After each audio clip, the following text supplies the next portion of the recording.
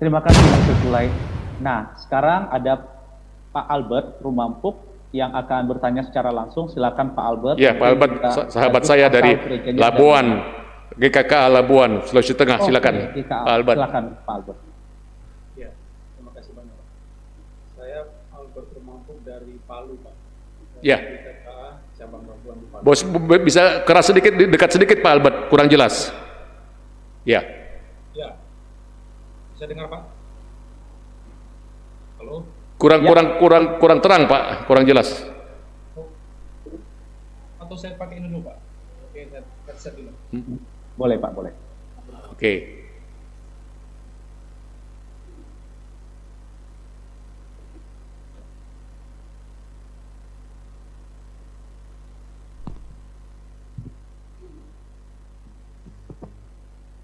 Iya, selamat malam Pak. Bagus sudah.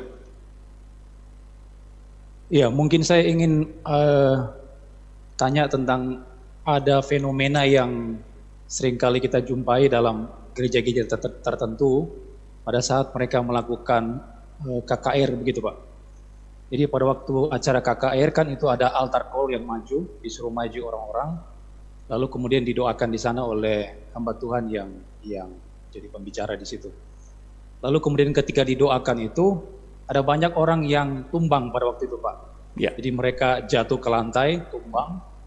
Lalu ada juga yang bermanifestasi macam-macam. Ada yang tertawa, ada yang kayak berguling-guling dan sebagainya. Saya punya pengalaman Pak, waktu saya pernah mengikuti sebuah KKR di Palu itu. Jadi waktu selesai khotbah, pembicaranya menantang jemaat untuk maju, altar call. Lalu pendetanya menyuruh kita untuk tengok matanya. Jadi kita disuruh tatap matanya. Setelah kita tatap matanya, lalu dia tiup gitu Pak. Begitu, dia tiup itu, lalu banyak orang yang tumbang waktu itu. Iya. Jadi pertanyaan saya Pak, apakah fenomena seperti ini masuk dalam kategori okultisme atau seperti apa Pak? Terima kasih Pak. Waduh, Pak Albert ini menyulitkan saya ini. Ya, Pak Albert ini teman-teman semua seorang YouTuber, seorang pernah memandu banyak-banyak acara apologetika Indonesia bersama Esra Soru, bersama Pak Diki Gadas, bersama Mangapul Sagala, orang teman-teman yang hebat-hebat ya, sering memandu acara. Jadi terima kasih Pak Albert. Iya, itu dia.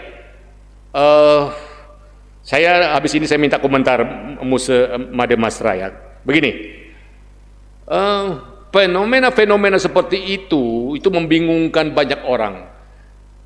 Tapi prinsipnya begini, saya tidak pernah lihat dalam Alkitab contoh orang yang dilawat Tuhan itu tumbang ke belakang, tersungkur iya, ada.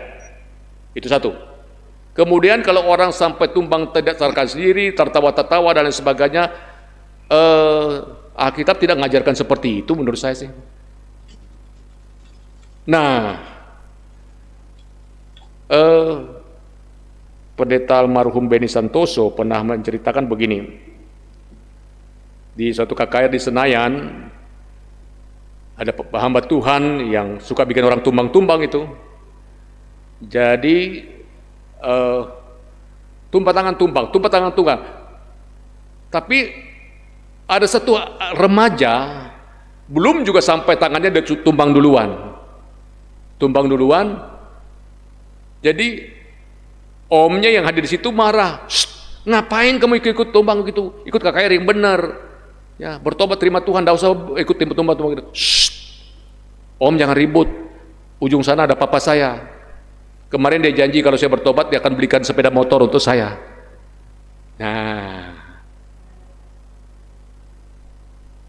ada lagi orang yang dia tumbang di atas sepatu karet. Orang yang punya sepatu karet 2 bulan tidak dicuci, bau sekali, dia bangun tumbang tempat lain lagi. Orang kalau penuh dengan roh biar sepatu bau juga nggak usah bangun-bangun. Nah, hal-hal begini kan membingungkan banyak orang. Nah, oleh karena itu saya sulit mengatakan itu dari Tuhan, tapi saya pikir ya artinya praktek-praktek seperti itu hanya sensasi, tapi inti daripada firman Tuhan apa? Berkat yang message-nya apa? Itu yang penting.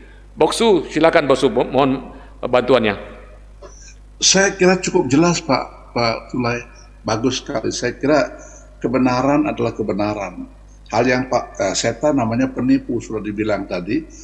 Saya kira betul. Jadi banyak hal yang kita nggak berbicara soal fenomena, harusnya kita melihat kebenaran ya. Yesus adalah jalan kebenaran dan hidup, bukan fakta atau fenomena atau apa saja disebut. Saya kira Pak Tulai sudah cukup jelas, bagus. Terima kasih Boksu. Baik, terima kasih Musa. Selanjutnya dari Pak Theophilus Carolus, pertanyaannya adalah, dalam 1 Tesalonika pasal 5 ayat 21 mengatakan, ujilah segala sesuatu. Saat ini muncul orang-orang yang mengadakan mujizat-mujizat yang kita tidak tahu dari mana kuasa tersebut. Bahkan ada seorang hamba Tuhan pun memakai kuasa si jahat. Bagaimana cara membedakan white magic dengan kuasa dari Tuhan yang sama-sama bersifat baik untuk sesama? Terima kasih. Pertanyaan yang bagus. Dalam Matius 7 mengatakan, Tuhan Yesus berkata, pada akhir zaman banyak orang berseru kepadaku, Tuhan, Tuhan, bukankah kami mengusir setan demi namamu, mengadakan mujizat demi namamu, dan bernubuat demi namamu?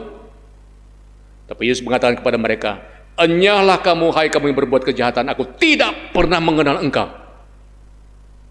Berarti memang ada mujizat-mujizat palsu yang bukan dari Tuhan. Saudara, banyak orang karena pengen sensasi atau pengen dianggap terkenal, maka dia menggunakan berbagai cara hipnotis lah, cara segala macam lah, misalnya membuat orang tumbang-tumbang, dikibaskan jasnya semua orang berjatuhan, dan itu membuat orang kagum, inilah kuasa Roh Kudus. Saya bilang tidak. Tuhan tidak pernah menghendaki hal seperti itu. Demikian juga yang disebut dengan mujizat. Saya percaya mujizat, jangan salah ya. Yang sudah mengatakan, oh Pendeta Tulai tidak percaya mujizat. Enggak. Saya menyaksikan mujizat demi mujizat dalam kehidupan saya. Tuhan bekerja luar biasa. Saya percaya itu. Tetapi, ya, kalau itu mujizat-mujizatan, itu yang kita tolak. Saya pernah mendengar kesaksian, Pendeta Stephen Tong pernah mengatakan begini, di suatu kekayaan besar, ada seorang hamba Tuhan yang dianggap begitu punya karunia luar biasa.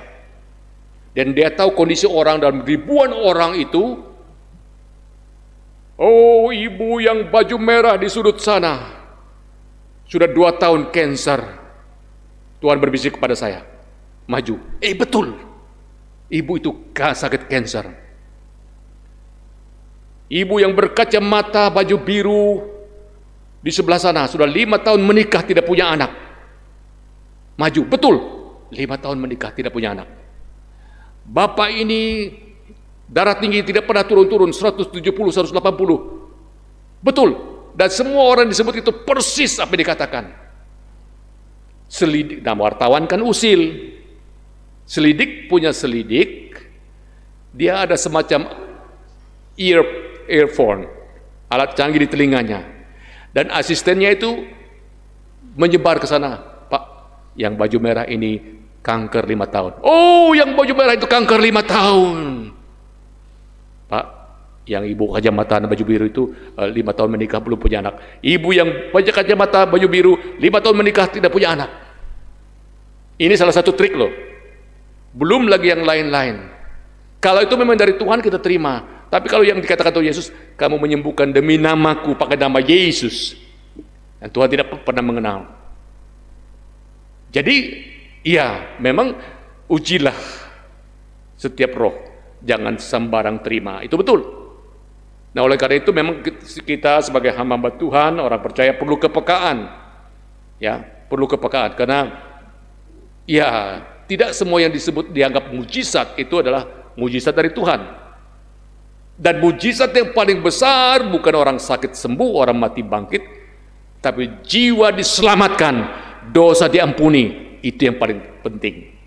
Jadi ya perlu kita menguji apakah itu berasal dari Tuhan atau tidak. Tapi jangan terlalu langsung terpesona, kagum, oh haleluya, puji Tuhan, ini mujizat terjadi.